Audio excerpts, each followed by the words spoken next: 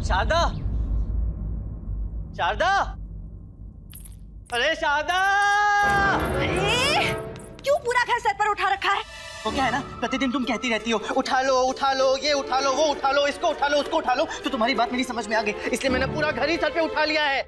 हाँ, तो इतनी जोर जोर से चिल्लाने की क्या आवश्यकता है? अगर प्रातः काल ही चिल्लाना है तो धीरे धीरे भी तो चिल्ला सकते हैं ना। धीरे धीरे कैसे चिल्लाते हैं ना? वो आप जाने, हमें हमारे कान बचाने हैं, अम्मा की बातें जो सुननी है। अम्मा की बात? अम्मा कहाँ बोलती हैं? हाँ, परंतु इशारे तो करती है ना। शारदा महोदया, इशारे आंखों से देखे जाते हैं, कानों से सुने नहीं जाते। अम्मा बोलती नहीं है, पुत्र चुप नहीं बैठता। ओहो, तुम क्यों बोल रही हो कि तुम मेरी पत्नी हो? तुम्हें कुछ ज्ञात है? मेरा भोजन का पात्र कहाँ है? दरबार समय पर पहुंचना है मुझे। लामा, तुझे समय पर दरबार पहुंचना है, तुझे अपनी बात पर विश्वास भी होला है। डप्पे, देर मुझे अपने कारण नहीं, दूसरों के कारण होती है। हाँ, सत्य कह रहे हैं आप। जो व्यक्ति दिन भर सोने और खाने के अलावा और कुछ नहीं करता, उसके कारण विलंब कैसे हो सकता है? ओहो शारदा महोदया, यदि मुझे आज विलंब हो गया ना तो। अम्मा कह रही हैं, आज क्या विशेष है दरबार में? अम्मा, दरबार में एक समस्या आई है जिसका समाधान नहीं हुआ है। महाराज ने बुलावा भेजा है। अम्मा, हमें आपसे कुछ कहना है। कहना है? तो अभी तक क्या इशारे में बात कर रही थी? देखो, जो भी कहना ना भोजन के साथ बांध लो, दरबार में सुन लूंगा। वो क्या है ना, घर में एक नन्हा सा अतिथि आने वाला है। शारदा महोदया, हमारे घर के द्वार पर ऐसा तो नहीं लिखा है ना कि अतिथियों का प्रवेश वर्जित है। नन्हा बड़ा छोटा मोटा जो भी अतिथि आ रहा है आने दो, किंतु ध्यान रखना अतिथि सत्कार के पश्चात वो हमारे द्वार से अपने द्वार तक अवश्य लौट कर जाए। मेरा भोजन पात्र मैं स्वयं ही ले लूंगा। कहाँ है मेरा भोजन पात्र? क्या है इसमें? हे, आज कोई पर्व है क्या? इसमें तो केवल लड्डू भरे हुए हैं। अरे, ये तो अम्मा का पात्र है जिसमें अम्मा लड्डू छुपा कर बचा कर रखती है। माँ, अरे ओफो।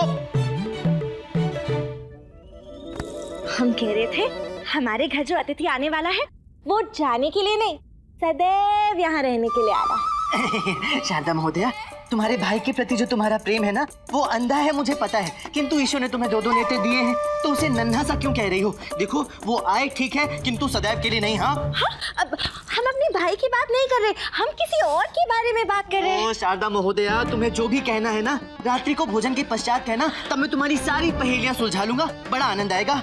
अभी नहीं, लगता है आज भी भोजन मुझे बाहर ही खाना पड़ेगा। धन्यवाद। शारदा, तूने सीधे सीधे क्यों नहीं कहा कि मुझे श्वान का नन्हा सा बत्ता चाहिए? सीधे सीधे तो क्या, रामा को तो हमारी टेढ़ी बात भी समझ नहीं आ रही। अब हमें समझ नहीं आ रहा कि हम इन्हें समझाएं कैसे।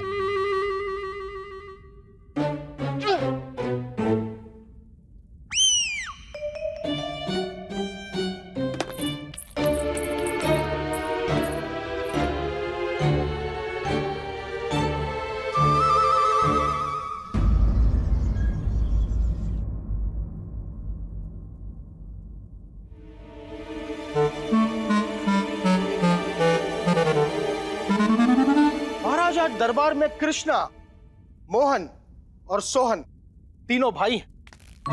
इनके पिताजी द्वारा छोड़ी गई संपत्ति का वितरण करना चाहते हैं, परंतु इस विरासत का वितरण एक ऐसा प्रश्न बन गया है जिसका हल नहीं मिल रहा है। महाराज,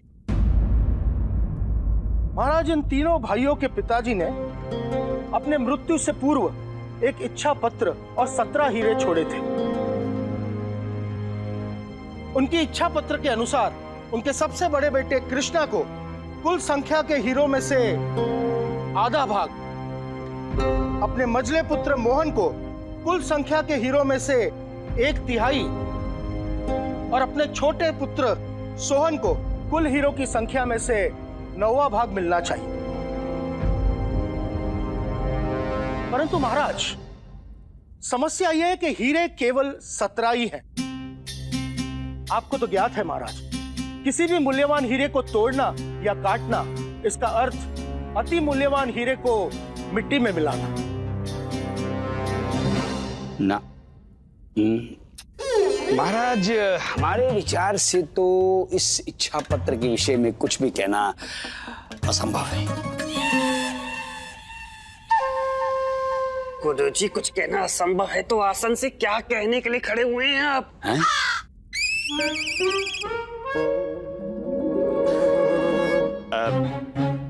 महाराज, जहां तक हम अपनी अद्वितीय अलौकिक शक्ति से देख पा रहे हैं, इनके पिताश्री स्वर्गीय रामेश्वर राव अवश्य इन तीनों भाइयों से रुष्ट रहे होंगे, अन्यथा कभी ना सुलझने वाली पहेली जैसा ये इच्छा पत्र क्यों बनवाते? अब रामेश्वर राव जी द्वारा दिए गए हीरों की चमक भरी झलक तो उनके पुत्रों की आंखें पा सकती हैं, परंतु उन हीरों के स्वामित्व की खनक भरी आवाज उनके कान नहीं पा सकते। अरे गुरुजी, क्या कर रही? रामेश्वर राव के तीनों पुत्र को शराब दे रहे, जिन्होंने आपसे हवन कराया और आपको अच्छी खासी दक्षिणा दी। हाँ हाँ, अवश्य। हमने रामेश्वर राव जी के लिए हवन किया, कई बार किया। अब तभी तो उन्हें इतनी सरल मृत्यु प्राप्त हुई है। और यदि वो अपने निधन से पूर्व हमें कुछ देकर जाते तो रामेश्वर राव जी की आत्मा को मुक्ति मिले, इसका भी कोई न कोई प्रबंध आप कर ही देते ना। क्यों? अवश्य अवश्य। महाराज, हम इससे आगे की सोच रहे हैं। हमारा यह विचार है कि यदि इन हीरों का वितरण नहीं होगा तो इसका अर्थ यह होगा कि उसका कोई स्वामी नहीं होगा। अब जब हीरो का कोई स्वामी नहीं होगा तो ऐसी परिस्थिति में वो जो हीरे हैं वो पंडितों में बंटवा दिए जाने चाहिए, है ना? है ना? परंतु महाराज, ये तो न्याय नहीं है। महाराज, हम कई पीढ़ियों से विजयनगर के नागरिक हैं, हमें आपसे न्याय की आशा है। और महाराज, सच तो ये है कि अंत समय में हम तीनों भाइयों ने पिताजी की सेवा और देखभाल की है, इसीलिए पिताजी के रुष्ट होने का प्रश्न ही नहीं उठता। आप इस बात की पड़ताल हमारे पड़ोसियों से पूछकर कर सकते हैं। हमें पूर्ण विश्वास है कि हमें हमारे महाराज से न्याय के अतिरिक्त कुछ नहीं मिलेगा।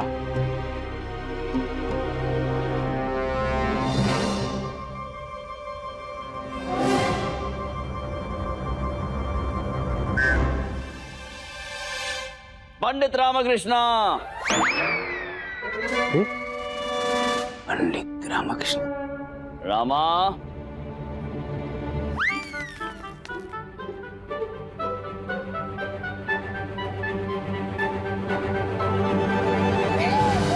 पंडित रामकृष्ण, आप कब आए और इस प्रकार उस भीड़ में क्यों खड़े हैं?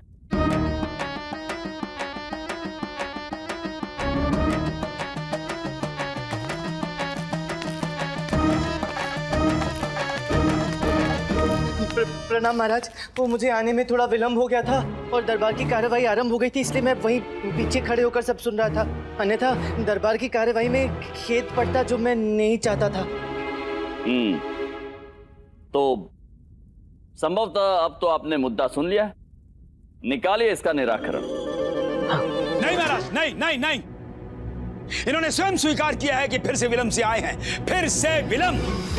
महाराज, हम आपकी अनुमति लेकर ये कहना चाहते हैं कि आज पंडित रामकृष्ण से यह भी पूछ लिया जाए कि सदैव दरबार में विलंब से आने के पीछे इनका क्या कारण है, क्या विचार है इनकी इसी प्रवृत्ति के कारण पंडित रामकृष्ण प्रतिदिन आपका और इस दरबार का घोर अपमान करते हैं।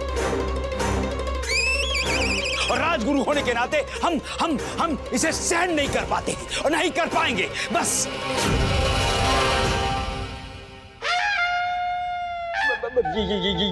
ये हमारी प्रार्थना थी महाराज आपसे। क्या आप इनसे पूछिए।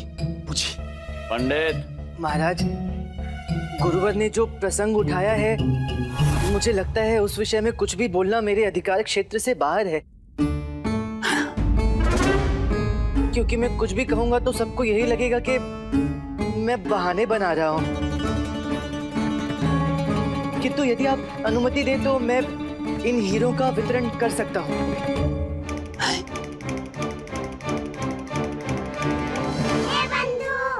अरे रामा, तू तो मरेगा, साथ में मुझे भी मरवाएगा। जिस प्रश्न का उत्तर कोई नहीं दे पाया यहाँ, तू कैसे दे पाएगा? पता नहीं। पता नहीं? अरे किसने कहा था तुझे मुंह खोलने के लिए? अब जब मुंह खोल ही दिया है तो कुछ कर रामा, कुछ कर। सोचने दे, तू चुप कर।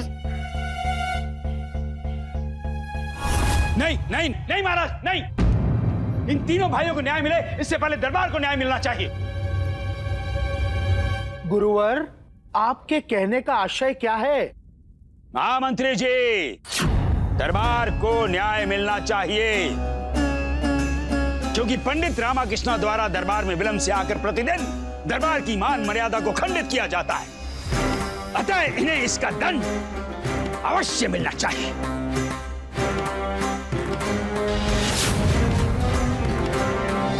विजयनगर राज्य के राज दरबार की यह विशेषता, यहाँ का नियम, यहाँ का अनुशासन जी, और इनका उल्लंघन करने वाले को दंडित अवश्य किया जाना चाहिए, फिर चाहे वो उल्लंघन पंडित रामकृष्ण से ही क्यों ना हुआ हो।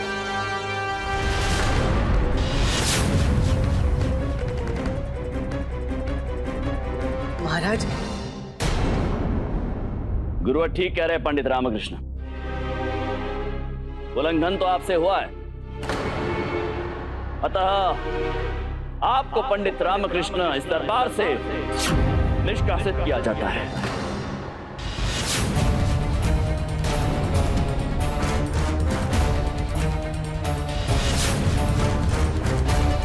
महाराज, मैं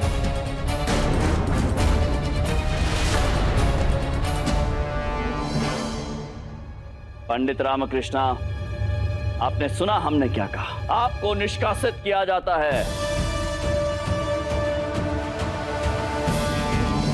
ठीक है महाराज, अब जब मेरा निष्कासन हो ही चुका है तो जाने से पूर्व क्या मैं याद के तौर पर भेंट स्वरूप आपसे एक हीरा मांग सकता हूँ?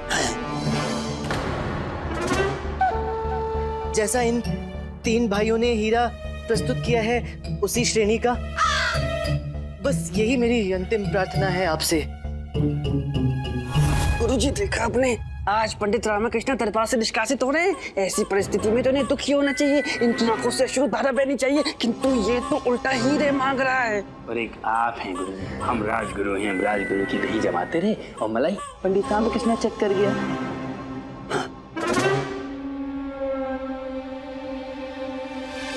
पंडित रामकृष्ण, आपका निष्कासन हुआ है, और निष्कासित होना कोई ऐसा कार्य नहीं है जिसके लिए शौर्य गाथा गाई जाए और उसके पुरस्कृत किया जाए। नहीं नहीं महाराज, नहीं नहीं नहीं, पंडित रामकृष्ण को कोई हीरा वीरा नहीं मिलना चाहिए। पंडित रामकृष्ण, हमें आपसे ये अपेक्षा नहीं थी। महामंत्री जी। महाराज जी, महाराज बिल्कुल नहीं मिलना चाहिए। मंत्रीवर, महामंत्री जी, हम ये कह रहे हैं कि पंडित रामकृष्ण को भी उसी श्रेणी का एक हीरा उपहार स्वरूप दिया जाए, जिस श्रेणी के हीरे ये तीनों भाई लेकर आए हैं। जी महाराज, जो आज्ञा महाराज।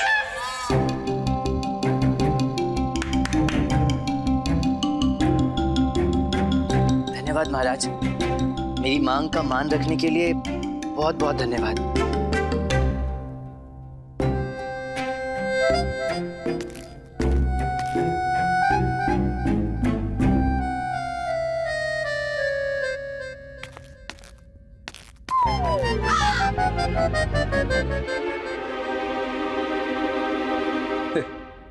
पंडित रामकृष्ण, ऐसे क्या देख रहे हो हीरे को? शायद आपको ज्ञात नहीं, सांच को आंच नहीं होती और राज के खजाने के हीरे की जांच नहीं होती। नहीं गुरुवर, मैं इसकी जांच नहीं कर रहा, मैं तो इसे केवल देख रहा हूं और सोच रहा हूं कि अब इस हीरे का क्या किया जाए।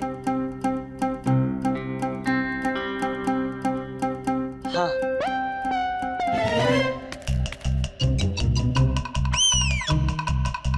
इस हीरे को भी वितरण के लिए सम्मिलित कर लिया जाए। रुकिए, रुकिए पंडित रामाकृष्णा, इस प्रकार राजकीय उपहार को फेंककर पंडित रामाकृष्णा आपने विजयनगर की प्रतिष्ठित गरिमा को ठेस पहुंचाई। नहीं नहीं गुरुवर, मैंने तो केवल भेंट स्वरूप ये हीरा इन भाइयों को दिया है। देखिए महाराज, देखिए देखिए, पंडित रामाकृष्ण आपकी हमारी इस दरबार की इस अपमान कर रहे हैं। पंडित रामकृष्ण, महाराज, ये कैसी गुस्ताखी है? ये गुस्ताखी नहीं है महाराज, ये भेंट देने से ही इस समस्या का हल निकलेगा। समस्या हल हो गई? समस्या का हल निकल गया महाराज, भेंट देते ही हल निकल गया। महाराज, ये आपको बातों में उलझाने का प्रयास कर रहे हैं। निष्कासित हो चुके हैं। पंडित रामाकृष्णा, जाइए आप यहाँ से, अब आपके लिए यहाँ कोई स्थान नहीं है। आज्ञा दे महाराज। रुकिए पंडित रामकृष्ण, क्या आप आश्वस्त हैं कि बिना किसी हीरे को तोड़े हुए इस समस्या का हल निकल सकता है? जी महाराज, किंतु अब मुझे यहाँ से जाना चाहिए। रुकिए पंडित रामकृष्ण, सर्वप्रथम आप इस समस्या का निराकरण कीजिए। आइए।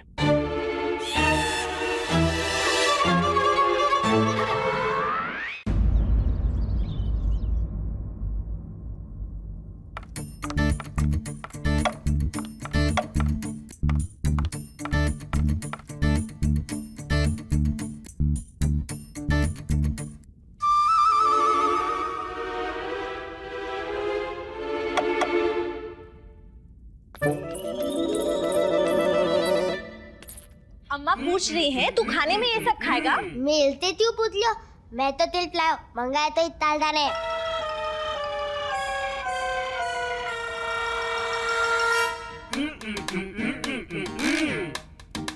अम्मा, अब मंगवा लिया है तो खाना तो पड़ेगा ही ना।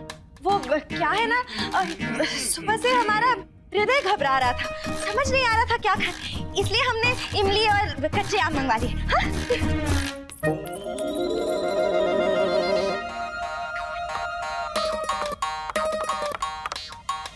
कच्चे आम सालदा खा लिया, खुद आप बोलियो अम्मा क्यों?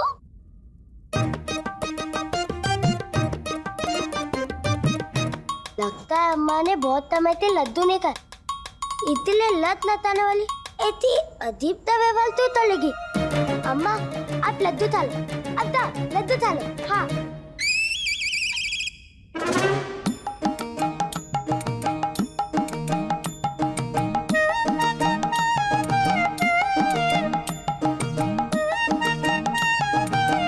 अम्मा, आपने अपना लड्डू मुझे दिया, अब तक स्वाद तो ठीक है ना?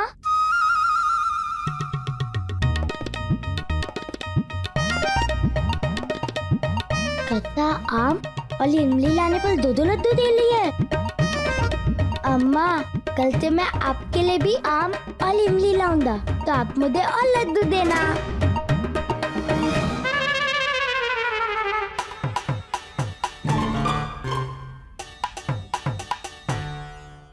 कृष्णा, मोहन और सोहन, अब आपके पास कुल 18 हीरे। आप यूं समझिए कि ये सभी हीरे आपके ही हैं। कृष्ण महोदय, आपके पिताश्री की इच्छा पत्र अनुसार आपका भाग कितना है? मेरे पिता के इच्छा पत्र के अनुसार मैं आधे भाग का अधिकारी हूँ। आधा भाग? जी। 18 का आधा हुआ 9। कृष्ण महोदय, आप थाल में से 9 हीरे ले लीजिए। जी।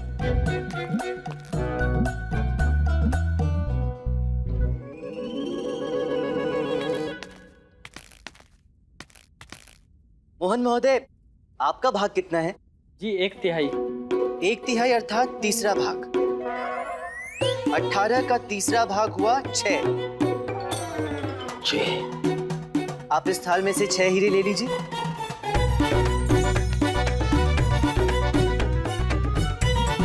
सोहन महोदय, आपका भाग कितना है? जी 9वां हिस्सा। 9वां हिस्सा? 18 का 9वां भाग अर्थात 2। आप 2 हीरे ले लीजिए।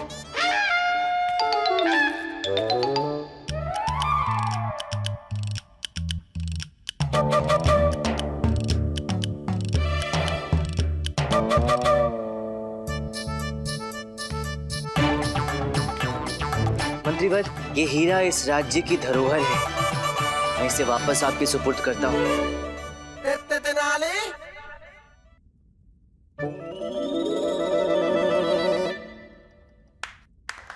अद्भुत पंडित रामकृष्ण, साधो साधो। अद्भुत पंडित रामकृष्ण, आपने इस गुत्थी को सुलझाया तो आप इस हीरे के अधिकारी, फिर आप इसे लौटा क्यों रहे हैं? मैंने गुत्थी सुलझाई नहीं और उलझा दी, क्योंकि रामेश्वर राव जी के इस इच्छा पत्र में एक ऐसा गुप्त सांकेतिक संदेश है जो अभी तक उजागर नहीं हुआ है। फिर मैं किस मुंह से पुरस्कार स्वीकार करूं महाराज?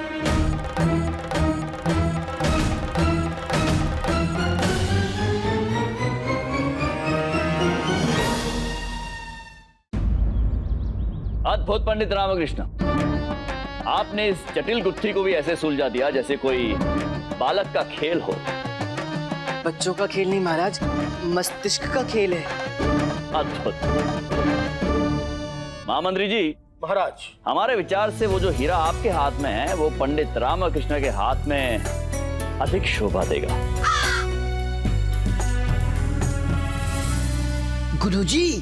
गुरुजी देखा आपने? कल तक तो पंडित रामकृष्ण छोटे मोटे पुरस्कारों से ही खुश हो जाया करता था। गुरुजी, अब पंडित रामकृष्ण की नजर राज के खजाने पर है और अब पंडित रामकृष्ण हीरे से नीचे कोई भी पुरस्कार स्वीकार नहीं करेगा। देख लेना उसे। धनी मनी, ईश्वर एक अवसर सबको देता है। आज इसका है और कल गुरुजी आपका कल तो कभी पंडित रामकृष्ण आने ही नहीं देगा। बीता हुआ कल तो पंडित रामकृष्ण ने पहले ही साफ कर रखा है। महाराज, पुरस्कार पाने वाले से अधिक पुरस्कार देने वाले का मान गौरव पुरस्कार में छिपा होता है। और पंडित रामकृष्ण ने पुरस्कार की अवहेलना कर सीधे सीधे आपके मान का तिरस्कार किया है। महाराज,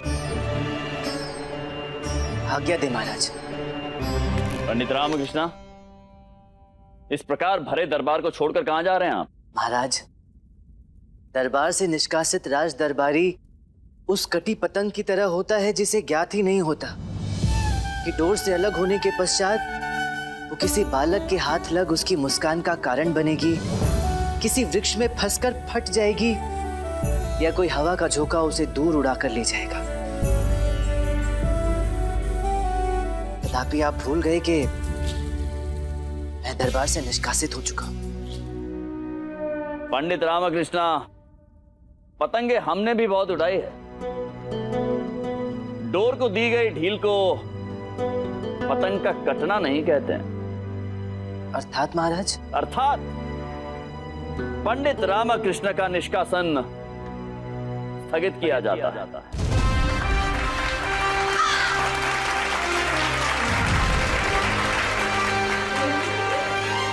पंडित रामकृष्ण, आपने इस गुत्थी को सुलझाया तो आप इस हीरे के अधिकारी, फिर आप इसे लौटा क्यों रहे हैं? महाराज,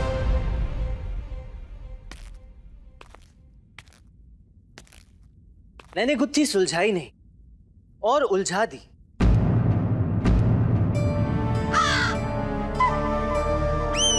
क्योंकि रामेश्वर राव जी के इस इच्छा पत्र में एक ऐसा गुप्त सांकेतिक संदेश है जो अभी तक उजागर नहीं हुआ है। फिर मैं किस मुंह से पुरस्कार स्वीकार करूं महाराज? पंडित रामकृष्ण, गुत्थी तो सुलझ गई है। इन तीनों भाइयों के पिताजी के इच्छा पत्र अनुसार इन हीरो का वितरण तो हो चुका है, फिर आप कह रहे हैं कि गुत्थी सुलझी नहीं? जी महाराज, हीरो का वितरण तो हो गया जैसा रामेश्वर राव चाहते थे। अब प्रश्न है इस इच्छा पत्र का। ध्यान से देखा जाए तो ये मात्र पत्र नहीं है महाराज, ये एक पिता और उसके पुत्रों के बीच का अंतिम संवाद है। एक पिता का अपने पुत्रों के लिए अंतिम संदेश है।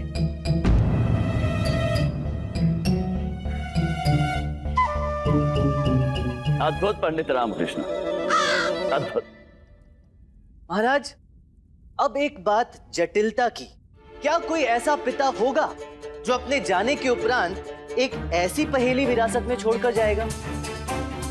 मेरा मानना है कि नहीं। फिर भी रामेश्वर राव ऐसा करके गए, क्यों?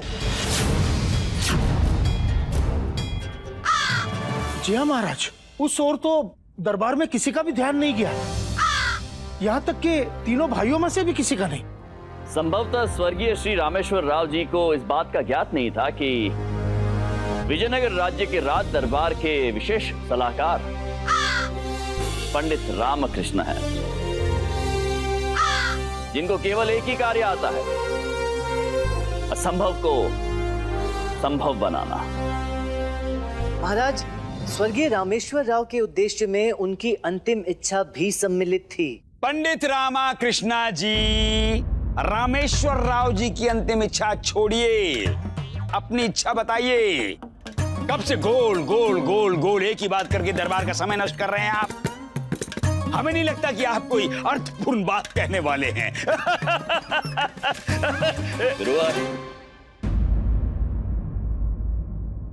पंडित रामकृष्ण, आपके कहने का आशय कहीं ये तो नहीं है कि स्वर्गीय श्री रामेश्वर राव जी संपत्ति का वितरण ही नहीं चाहते थे?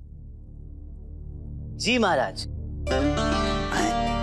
परिस्थितियों से उत्पन्न सभी संकेत इसी ओर इशारा कर रहे हैं कि वो संपत्ति बांटना ही नहीं चाहते थे। परंतु क्यों? क्योंकि प्रायः देखा गया है कि संपत्ति के बंटवारे के साथ परिवार का बंटवारा भी हो जाता है। एक मरते हुए आदमी के लिए इससे बड़ी इच्छा और क्या होगी कि जिस परिवार को उसने इतने प्रेम से बनाया, संजोया, वो उसके जाने के पश्चात भी एक साथ रहे, कभी अलग ना हो।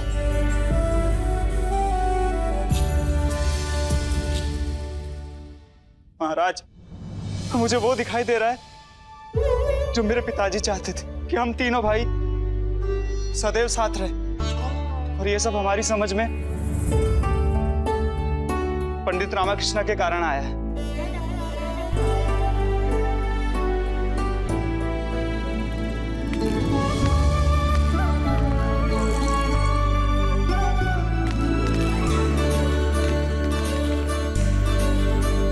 मैं सभा में अपने स्वर्गीय पिता को ये वचन देता हूं कि हम कभी अलग नहीं होंगे, और ये विरासत पूरे परिवार की है।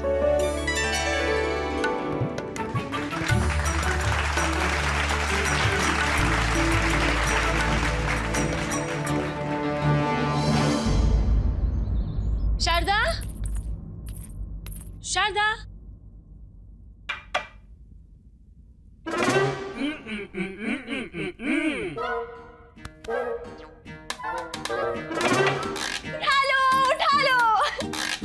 आप दोनों में से पहले किसने किससे प्रश्न पूछा? आप कौन हो? वो अपना हाथ उठा ले, हम पहले उसी को जवाब दे देते हैं।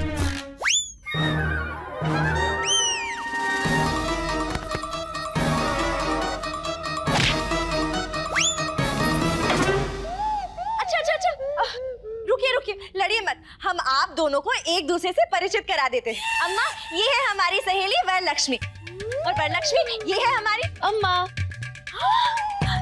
तुम्हें कैसे पता? अभी तो तुमने बोला। हाँ, अम्मा ये हमसे मिलने आई है। सौभाग्यवती रहो। ऐसा हम नहीं, अम्मा कह रही है। अम्मा ने मौन व्रत धारण किया है ना, इसलिए कहती वो है, परंतु बोलते हम हैं। अम्मा, हम दोनों अंदर चल के बात करते हैं। हाँ? अंदर जाके बात करने की क्या आवश्यकता है? अंदर छुप के वो बात करता है जिसके मन में चोर होता है। तेरी सहेली आई है, उसे बिठा, खिला, पिला और आराम से बात कर। नहीं अम्मा, हम अंदर चल के बात करें। अम्मा ध्यान से देखो, हम दोनों महिलाएं हैं। मैं भी तो महिला हूँ। हाँ माँ, आप भी महिला हैं, इसलिए आप समझती हैं कि महिलाओं का पेट खाने से नहीं भरता, पेट भरकर बातें करने से ही भरता है। हाँ देखो ना, हमारी सहेली हमसे मिलने आई है। अगर हमने उससे बात नहीं की तो बुरा मान जाएगी। अम्मा, आप शांति से बैठकर जाप करो, हम अंदर बातें करते हैं। हाँ?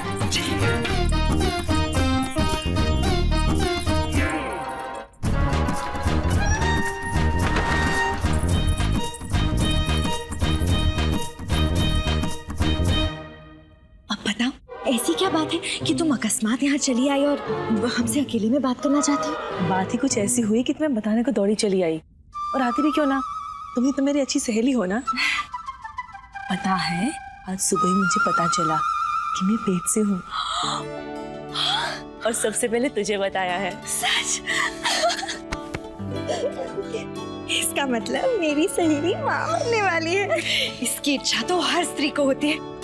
बधाई हो। प्रथम बार है ना, इसे अपनी मन की बात कहें तो हमारे लिए इससे अच्छी बात हो ही नहीं सकती। एक स्त्री के लिए सबसे बड़ी खुशी की बात होती है माँ बनना। उनको तो पता भी नहीं होगा, वो तो काम से गए हैं ना। मुझे पता चल गया है, तब उनको भी पता चलने में कोई देरी नहीं लगेगी। अच्छी बात बताने का अच्छा अवसर होना चाहिए। अभी थोड़ा सब्र करना पड़ेगा, परंतु बाद में सुनने वाले का हृदय खुशी से भर जाएगा। वो तो अच्छा है अभी अम्मा को नहीं पता। उन्हें पता चलता तो पंडित को बुलवाकर मुहूर्त निकलवाकर राहु केतु की दशा दिशा सब निकलवा लेती। शारदा, देखना कितनी आश्चर्य की बात है। यह अवसर खुशी का है, और खुशी के अवसर में खाई और खिलाई जाती है मीठी मिठाई, परंतु मन खट्टे को करता है। क्यों? हमने कच्चे आम और इमली मंगवाई है, तुम चाहो तो हमारे साथ खा सकती हो। नहीं बहन, खाने में तुम उसका साथ लो जिससे तुम्हारे जीवन भर का साथ हो। एक बात का ध्यान रखना, ये बात किसी को पता नहीं चलनी चाहिए, ठीक है? नहीं नहीं, किसी को पता नहीं चलेगी, और जब पता चलेगी तो खुशी का ठिकाना नहीं रहेगा।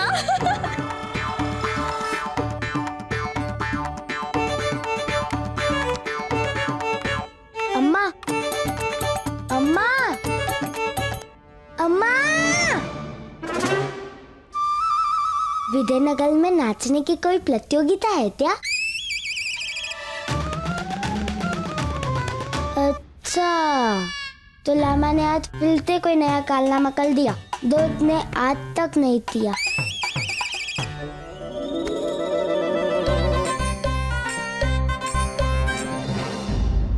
अद्भुत पंडित रामकृष्ण, आज आपने अपनी बुद्धि का उपयोग करके न केवल एक जटिल समस्या का निराकरण किया है, अपितु एक पिता की अंतिम इच्छा को सभी के समक्ष लाकर एक परिवार को टूटने से, बिखरने से बचा लिया है। हम अत्यंत प्रसन्न हैं आपसे, परंतु आपसे कुछ पूछना चाहते हैं पंडित रामकृष्ण।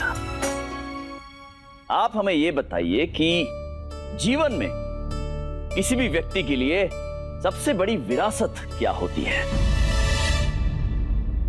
महाराज, ना हीरे, ना मोती, ना सोना चांदी, ना धन, ना धान्य, ना घर महल, कुछ भी नहीं। सबसे बड़ी विरासत होती है संस्कार, जो हमें हमारे माँ बाप निःशुल्क हमें देते हैं। हाँ, सत्य कह रहे हैं धनी। क्या सत्य कह रहे हैं? ये दुनिया संस्कारों से ही तो चलती है। धन दौलत हीरे मोती सब कुछ मिट सकते हैं, किंतु अच्छे संस्कार कभी नहीं मिटते महाराज, कभी नहीं मिटते। अद्भुत पंडित रामकृष्ण, गर्व है हमें आपकी विचारधारा पर, और विश्वास है कि जब भी आपकी कोई संतान होगी तो वो अत्यंत भाग्यशाली होगी। इसे पिता स्वरूप आप मिलेंगे। पंडित रामकृष्ण, आज इस राज दरबार में हम आपको एक विशेष उपहार देने की घोषणा करना चाहते हैं, और वो ये कि जब भी आपके घर से कोई शुभ समाचार आएंगे, अर्थात जब भी आपके पिता बनने का योग आएगा, तब आपकी धर्मपत्नी शारदा देवी की गोद भराए हम यहाँ इसी राजमहल में बड़ी धूमधाम से करेंगे।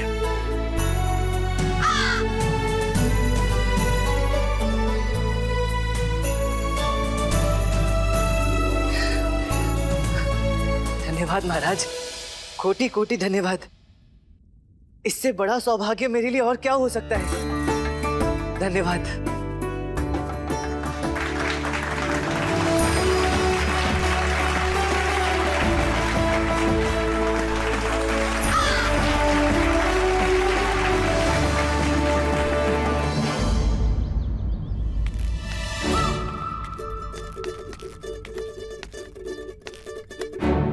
ओ अम्मेश्वरी, इस तरह लट्ठ पकड़कर योद्धा की बातें क्यों खड़ी हो? विजयनगर में कोई युद्ध नहीं छिड़ने वाला जहां तुम्हें लड़ने के लिए जाना है। ना ही किसी पड़ोसी राज्य के राजा ने सहायता मांगी है। क्यों खड़ी हो इस तरह? मुदप्पे, क्या हुआ? अरे लामा, पता नहीं अम्मा तो हो जाए, अपने आप में ही हाथ लिया, अपने आप में ही दूध लिया, अपने आप में ही नाक लिया।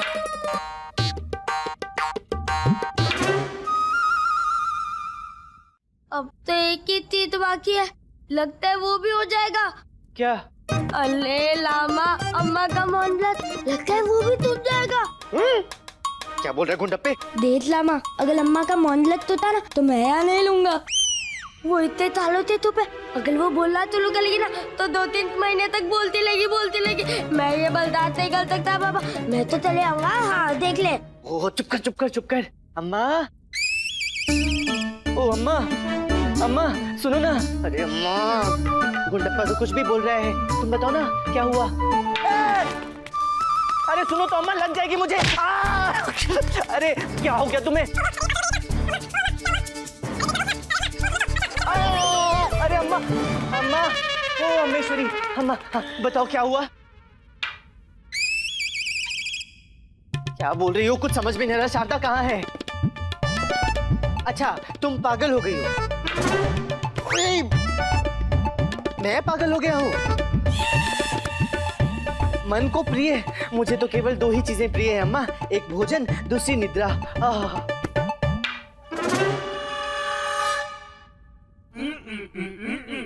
बच्चा? नहीं अम्मा, किसी का बच्चा मत लाना। वो रात्रि में चाय चाय करेगा तो मेरी निद्रा भंग हो जाएगी। पेट? क्या? हाँ, इतना लड्डू खाओगी तो पेट निकलेगा ही। कम लड्डू खाया करो।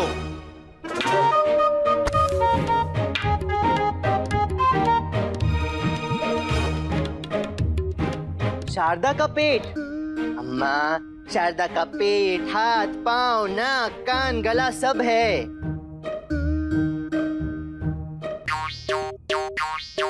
शारदा पेट से है, कह रही है कि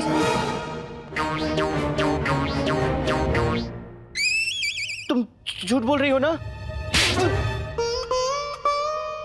तुम सच बोल रही हो?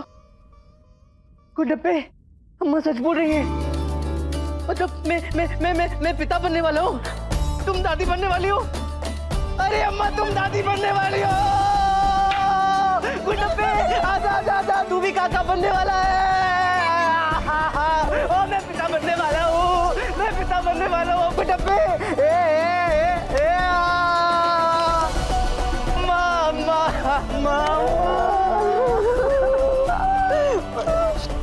अम्मा, मेरा हृदय कह रहा है कि काश ये बात तुम मुझे इशारों से नहीं बोल कर बताती तो कितना आनंद आता ना।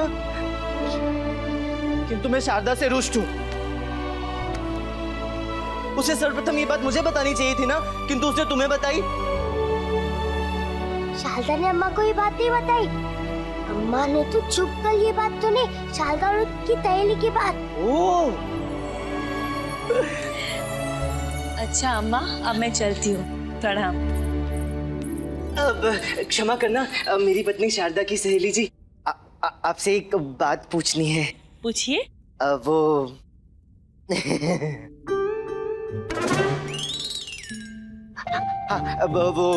वो गर्भवती वाली बात सच है क्या? जी, आपको कैसे पता चला? अरे ऐसी बातें किसी को बताते थोड़ी ना है, वो तो चेहरे पे लिखी होती है।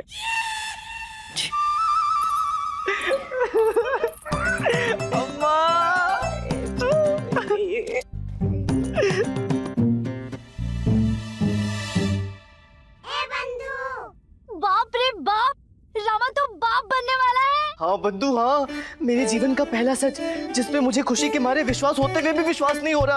हाँ रामा, जब तक पत्नी अपने मुख से ना बताए विश्वास होता ही नहीं है। मैं भी देखता हूँ कब तक नहीं बताएगी। वो भले मुख से ना बताए, उसका पेट तो एक दिन बता ही देगा। वो ठीक है रामा, ये तेरे और तेरी पत्नी के बीच की बात है। रामा, मेरी तरफ से बहुत बधाई हो। देख रामा, मैंने तुझे सबसे पहले बधाई दी है, इसलिए कल सुबह तू मुझे सबसे पहले शुद्ध सरसों का तेल पिलाएगा। हाँ हाँ पक्का।